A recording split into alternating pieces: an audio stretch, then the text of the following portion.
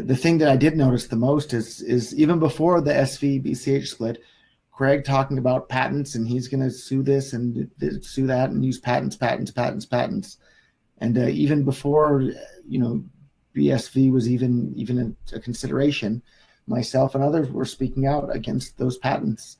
And I think that's one of the biggest ideological frustrations or differences between, Craig and InChain and the rest of the BCH camp is, they're busy suing a bunch of open source software developers, and they're talking about how they're going to use their patents against other coins.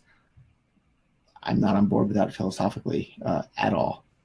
And I'm guessing you guys probably aren't either, to be honest. So yeah, but I think the first thing is that they're not suing anybody. There is a group of people allegedly suing you, allegedly, right?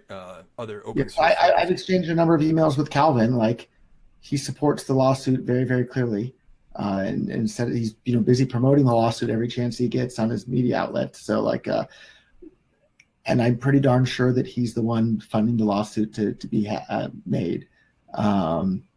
There's a shell company in between them, so the lawsuit isn't Calvin Ayre versus open source software developers. It's some company that nobody's ever even heard of.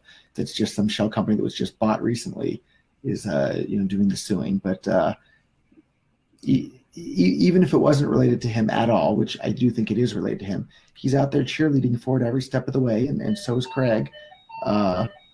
Philosophically, I'm not on board with that at all, and it sounds like by you guys trying to separate Calvin from the lawsuit, it sounds like what you're trying to say is that you don't support the lawsuit either. I think it's very unproductive, and no, I don't think it's a good look. I don't think it's worth anyone's time to do any of that. No, yeah. I guess my concern though with the patents though is, I guess, how do you feel though if someone else came along and did the patents as well? Because I guess there's always going to be a threat of that. We were talking about bad monopolies. Patents are an example of a horrible government-granted monopoly. So patents are bad across the board, period. Patents are bad. Sure. In fact, you hear a lot of excitement, especially from the BTC camp, but some from BCH and others now about, implementing Schnorr signatures. The main reason probably why Schnorr signatures weren't used from day one in Bitcoin is because they were patented. And the patent just expired recently after the creation of Bitcoin. So another example of how patents have delayed the progression of the entire human species. They do it time and time again. Patents are bad, and they retard the rate of economic growth of the entire world. And so Craig out there saying he has a bunch of patents and he's gonna not let anybody use different things. Congratulations, Craig. You're advocating for retarding the rate of economic growth of the entire world and holding back the human species. So congratulations for promoting the wrong thing. Yeah, I think the patent discussion is something that I think it's a great debate. Actually, I actually respect that viewpoint in patents wholeheartedly. And I will, if the Bitcoin protocol is ever attacked with patents, I'll be completely against that. Right? I think. Well, it is right now. Craig and InChain are saying they have a bunch of patents, and they're not going to let other competing cryptocurrencies use any of the things that they patented. That's an attack on the progress of the entire human species, because we're seeing this Darwinian evolution of cryptocurrencies. And you have Zcash and Monero and Ethereum and this and that. At the end of the day, the most useful cryptocurrencies should wind up being used by the most number of people, not the cryptocurrency that has the most number of patents protecting it. And the InChain group are trying to have their cryptocurrency have the most number of patents protecting it so that other cryptocurrencies aren't able to compete with that because of these patents. That's bad for everybody. Sure, but I don't think I don't think the existence of I agree with you that it's good that cryptocurrencies have to compete to have the better product. I don't necessarily think it's a good thing that we have thousands of cryptocurrencies that are traded on exchanges that God knows how many of them are actually solvent.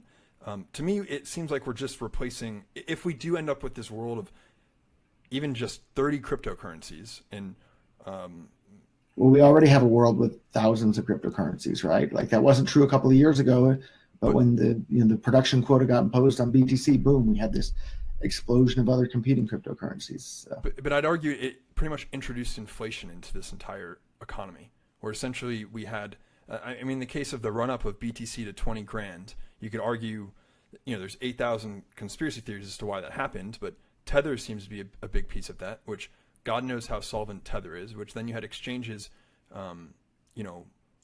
lending out or who knows how solvent the exchanges are, and then who knows what the actual price of the Bitcoin is. I think this burst of what the economy was, and probably the run up of it too, is a manipulated, inflated type system that I don't think is actually brings sound money to anybody, right? So we can talk about how, like, the ability to transact peer to peer and have that settle into a blockchain. That's a great thing. Of course, that's a wonderful thing, but have the assets themselves not really be sound. That's kind of what bothers me, right? Yeah, I think we got way off base from the patent issue there, though, too. Oh, like, yeah, sure. Can we all say that we agree that, like, the patents are bad, and InChain trying to impose their patents on other crypto coins are bad, and they shouldn't be doing that, and Craig is wrong for advocating that sort of thing? Well, I'm conflicted on intellectual property. Actually, I have a problem with the other flip side of like, do you think that artists own their songs? Do you think that, like, people should... I think that patents are an illegitimate government granted monopoly, and copyright, even though it's not often respected properly, copyright, let's say I write a book and I give it to you, like, you can bundle rights and saying, here's a copy of my book, but in selling it to you, you're promising me that you're not going to make copies of that book and then give it to other people. And so I think copyrights are fine in that perspective. And I think it's the copyright issuer is the one who's responsible for enforcing that copyright, not the state. And patents are just plain illegitimate government granted monopoly. So Murray Rothbard has a really great explanation of the difference between patents and copyrights. I remember reading that as a young man and finding it very convincing. So, here's another example of how Murray Rothbard has influenced my view of the world. And I don't know if you guys have read any Rothbard yourself, but I'm a big fan. And another example of the world being a better place because we have these super geniuses that can help push all of humankind's understanding forward. Sure. Yeah. I totally respect your opinion on patents. I think it's legitimate. I think I'm conflicted on it myself. I've thought about it a lot. Now, I agree with you. The better outcome would be to not be a state system, right? That's undeniable. That you're going to have corruption. You're going to have bad enforcement of that, no matter what. But intellectual property, I think, is something that, like, I don't. We can maybe stay away from an intellectual property debate. The philosophical argument is that, wait a sec, you can't own certain ideas, and from a libertarian mindset, the way that I look at it is, look, if I come up with an idea and I want to put that out into the world, and I want to say that, look, if you use this, you have to give me a certain amount. Provided it's voluntary, I get to choose what I want to do with it. If I create a song, it's mine, and I say, look, I'm going to sell you this song, but you can only sell it to other people if based off of these reasons, or X and Y, or I don't want you selling my song to anyone else. That's a consensual agreement.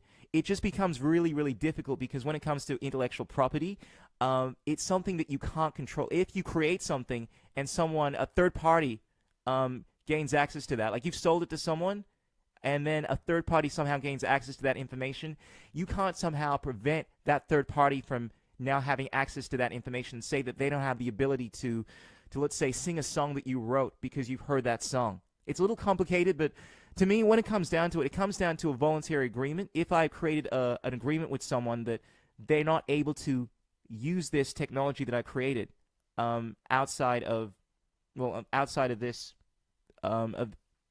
these terms, that's fine, provided they agree to it. You know what I mean? I'll say two things because I Sure. think I definitely sympathize with both sides of the argument. Sure. And I think, college me would have been, yeah, information is free and I have the right to pirate everything and whatever else, right? I think the biggest example is, like, okay, if you are an artist, I don't understand the argument you could possibly make to say the artist doesn't own their song. That to me seems...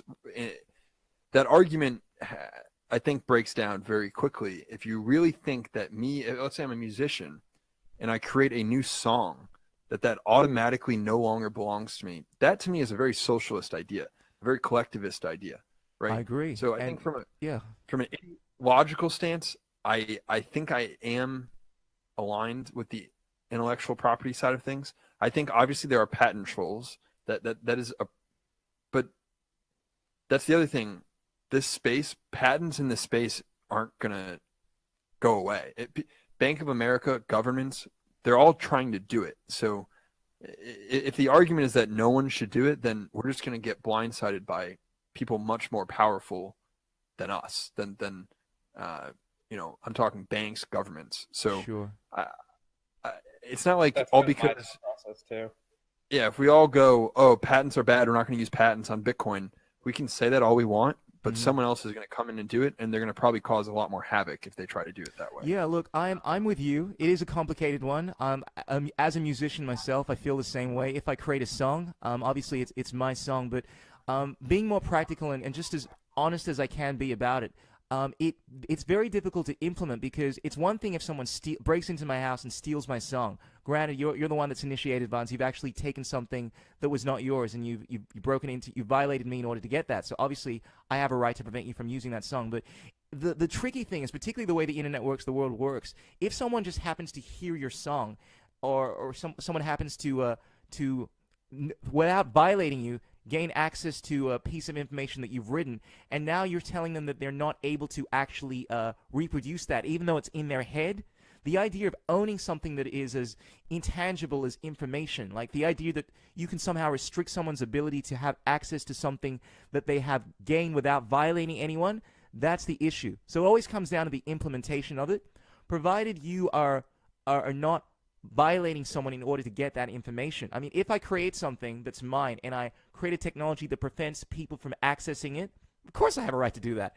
It's mine and I can create a technology that you don't have the right to access. You can't access. However, if I create something and through no fault of your own, you've just found out about that, you've heard a song from me, the idea of me saying you can't sing that song now, the idea of me saying that you have this information in your head now and you're not able to reproduce this, that is what I think a lot of the people that are anti-intellectual property, they take issue with, because the idea of trying to apply that in the real world is just not feasible. So I think, it requires the intervention of the state. Yes. And so I sympathize with that too. But I do think we might enter in a world where maybe I could envision a world where patents are done privately and are enforced in a private manner as well. So oh, bro, you got to watch one of the best TV shows that I've seen. I think it's called Incorporated. You got to check this out because it actually deals with this whole issue. And I got to be honest, man, like it actually, I think it was made by socialists, but here's the thing. It was really honest because it shows just some of the crazy pitfalls of when you have an incredibly corporate system where, I remember hearing about, there were aspects of the movie that spoke about, let's say you voluntarily agree into a contract where the corporation owns you. Oh, no, better idea. So intellectual property, right? Now let's say you've learned something and you've learned something that you've stolen a piece of information, all right? Now there's a piece of technology that can actually extract that information from your mind.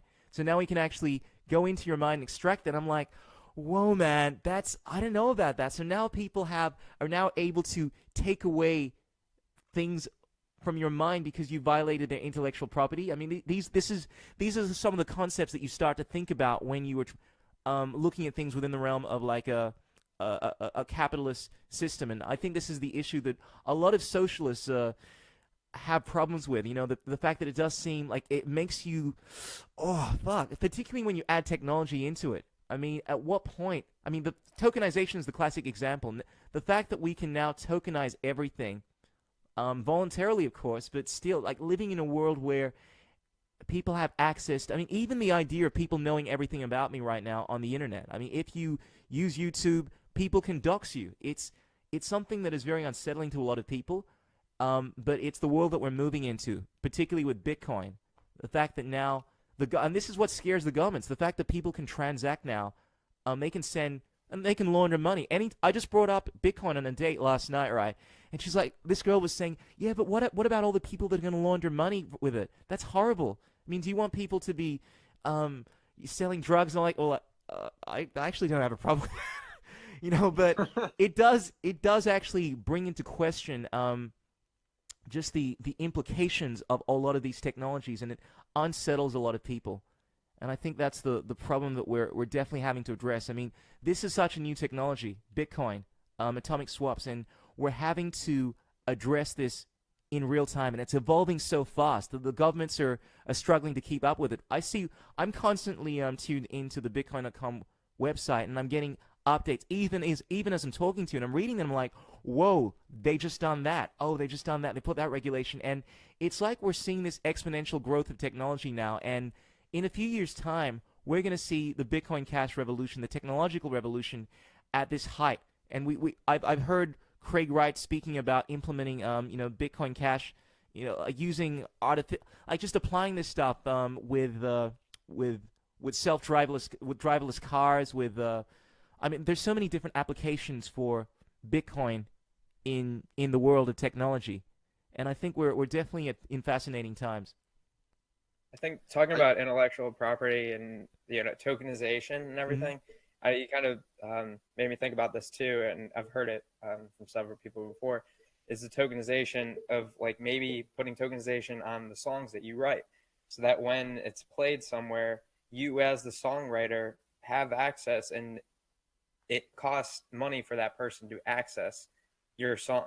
Yeah, well, that's cool. And I think this whole system's going to kind of transfer over to a system where nothing is free anymore, but everything is substantially cheaper for everyone. So just like songs, like we pay a subscription fee right now for Spotify. Mm-hmm. Maybe that'll transfer over to pay each song as you listen to it, for the time amount that you listen to it. You can start paying for things as you use them instead of this flat fee. And I think that kind of system is kind of cool for a song artist, to have rights to how many times they get their song listened to. Obviously, that encourages you to produce good songs that Absolutely. people listen. I don't know. It kind of goes back to the competitive system and everything. You put a cost on it, you compete. And I think that's kind of the world that we're kind of going over to. But I think we do have some problems with that too, Yeah. privacy issues. And but I think it is kind of interesting because that just kind of hit me, the intellectual property, that maybe if I post an article, every time that someone accesses it through the blockchain, I get paid for it. I get paid for how long they're reading it for or something like that.